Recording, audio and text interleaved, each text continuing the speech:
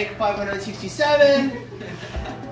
What's going on in my head while I'm laying out the waterfalls and where they're going to be? Think of excavating a stream as making the most inconvenient staircase ever.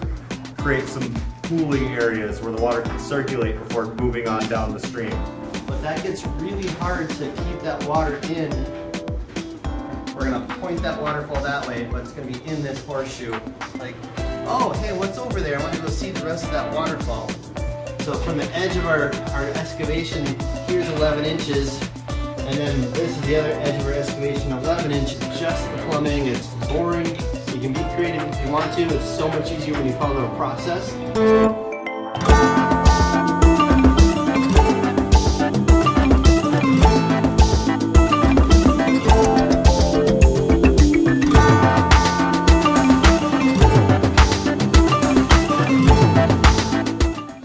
So we've got our vault area all backfilled and set. We're gonna leave it kind of wrapped up for a little bit, and we're about to start excavating our stream. Think of excavating a stream as making the most inconvenient staircase ever. You want it to step up as it goes up, but you don't want it just a straight shot.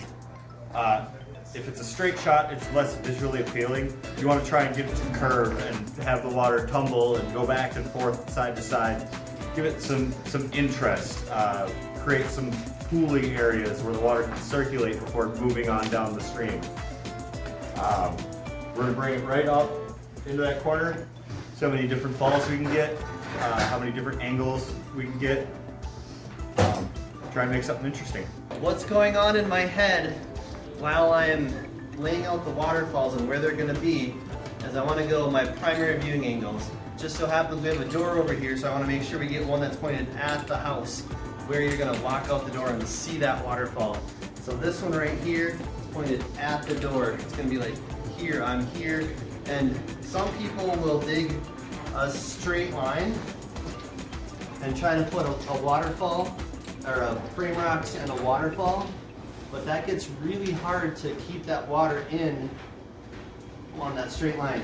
So what we're going to do is we're going to dig a horseshoe like that so that we can kind of move that waterfall a little bit. Depending on how the rocks turn out, how big they are, we're going to point that waterfall that way, but it's going to be in this horseshoe. And then we want to have the next waterfall, we're going to have it pointed over this way because that's where the seating area is, or the garage, or the driveway, or the front door, or whatever. So we're going to have this one kind of arced so that we can kind of tilt it that way. The front door will still see across that waterfall, but it's not pointed all in a straight line at the front door. We want to kind of turn it and twist it so it's like, oh, hey, what's over there? I want to go see the rest of that waterfall. And then this one we're going to, again, kind of turn it more back toward the main viewing area. So it's going to go toward the house, toward the patio, toward the house. Then there'll be a little bit of a drop into the basin right here.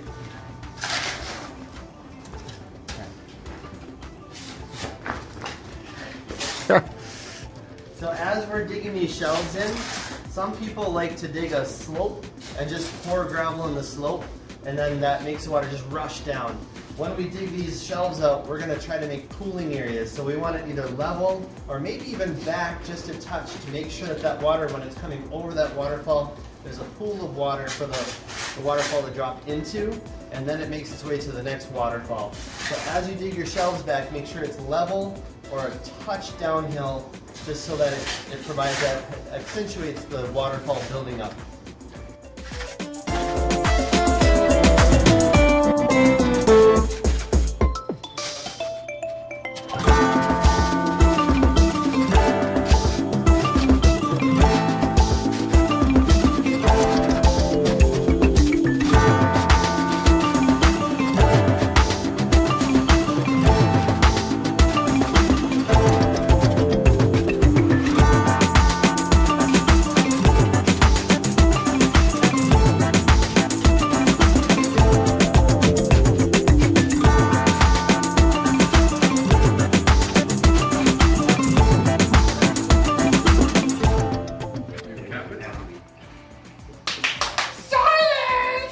Take 567.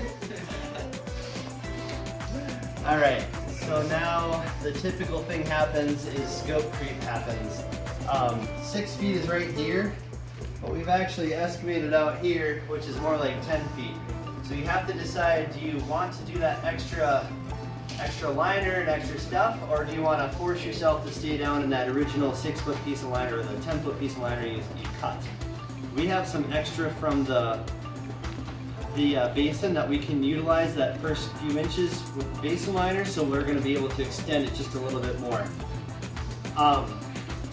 We've got these curves in here. You'll see them right about here. And what we're doing with this is our stone selection. We have a lot of 9 to 15 inch stones. And so when we do that, we've got, say they're a 11 inch stone. So from the edge of our excavation, here's 11 inches. And then this is the other edge of our excavation, 11 inches. Now we're gonna have a 20-inch wide waterfall. So you want to make sure you have a little extra room. You can choke it down for faster water. You spread it out for slower water. It's all, this is the art part of everything. The basin is just the plumbing. It's boring. You can be creative if you want to. It's so much easier when you follow a process. So somebody after you can come and easily fix the system. That's why we love the Aquascape system. It's always the same. We show up at somebody's house, we see the Aquascape lid, like great, we know generally how this was built. It's the ones that are made up from different kits and things that are hard to work on. So anyway, that's why we have the width here, is to work on that. And then the length, we're going to measure how long it is. Part of this is the calculation, so if we've got 8 feet, and we've got 20 inches wide, and say we have 2 inches of water, you can calculate that out to get your cubic feet times 7.48 gallons per cubic foot. That'll tell you how big your basin needs to be. If we build the stream too big, what's going to happen is our basin is going to run out of water before it turns on all the way. If the basin runs out of water, then what you're having to do is throw the hose in the stream and run it until it's flooding the basin, and then you turn the pump on, and then it can run and keep going. If you have it too small of a basin, it's a big nightmare. So you want to make sure at least 50%, preferably 200%, or double the water that you need in storage, so that when you shut it off, all the water drains, it's all held. When you turn it on, you only use half of the water for your streams running. All right, we're here in the sandbox. We're kind of constrained. The ground is frozen. We can't bring in more soil. You may be on a site where you have this much soil and that's all you've got. We have a basin liner where we have some extra liner here. Now when we're coming down the hillside, we do not have to seam this. All we need is 6 inches of overlap from the water level here and the water flow here.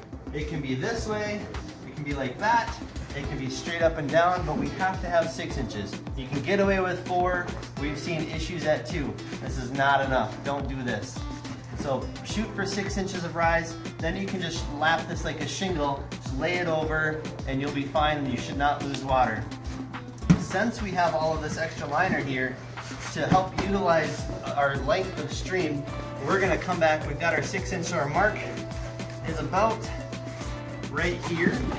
And because we want more soil, if you have lots of soil, you would leave that. If you need more soil, we're gonna cut this out. Like, we need more soil for the sides of this, so we're gonna cut this back and cut into the hillside to get the soil we need there. That'll provide more dramatic waterfall farther away from the basin, and that's just what we chose to do in this one.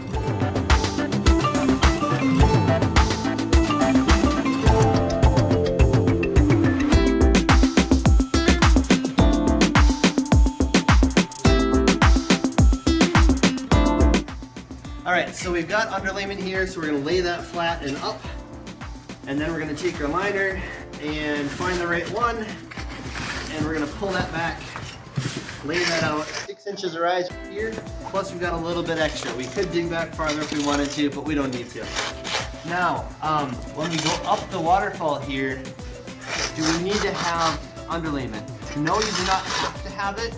It is a good idea if you're setting boulders with a machine. It's a good idea if you're using a really sharp rock like a tiger stripe or a blue weathered edge that's got a lot of iron in it, because that rock will just, you'll touch the liner and it'll slice the liner just instantly. So you really want to know what type of rock.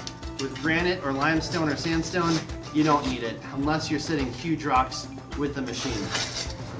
Then you want to use rock pads and stuff. In this case, this is a hand set 6-foot stream, so we're gonna just put the liner right on here. The next liner piece is gonna overlap 6 inches down, and then it's gonna go up the rest of the way. All right, so when we're building this waterfall, I always say all right. When we're building this waterfall, we wanna make sure that when we build this first one, that the water level isn't held up. When we put our frame rocks and our spill stone in, if we put it over here and it's this high, our water level is here, but our liner level is here. So what's gonna end up happening is that water is gonna sneak behind here and get in behind the liner. So you wanna make sure that your spillway is below the liner that's right here.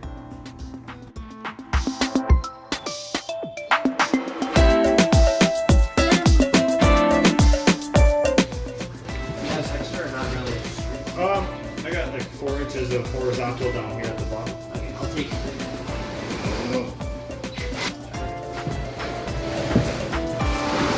Too much.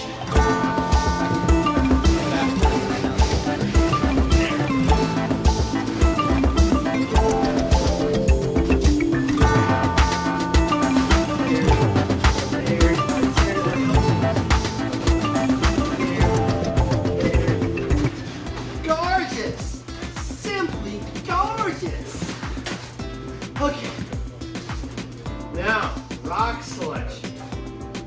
Let me level this out quick so it looks, some people don't have to use as much imagination. All right. Well, actually, I was going to chase around you. Yep. But we're good. And we need about 16, 18 inches, which this one is, but it looks kind of stupid like that. So we're going to kind of lean this back. And then you'll see on this space over here that we can have a spill stone here. So the water comes and it drops, and it comes out and it drops. Makes it much easier to lift, much easier, safer, and teamwork. And then you can lift it wherever you want it. Don't show your butt. We don't want to see the butt of the rock. So by seeing this, you can see the butt of the rock right here and the butt of the rock. We want to hide the butt. We'd like to primarily keep it in there and flowing where we want it to, but we can't help that some of it's going to wind up here. Hi, thanks for watching this video from Minnesota Waterscapes. Make sure you like and subscribe that video and give us a ring, and we'll look forward to seeing you next time.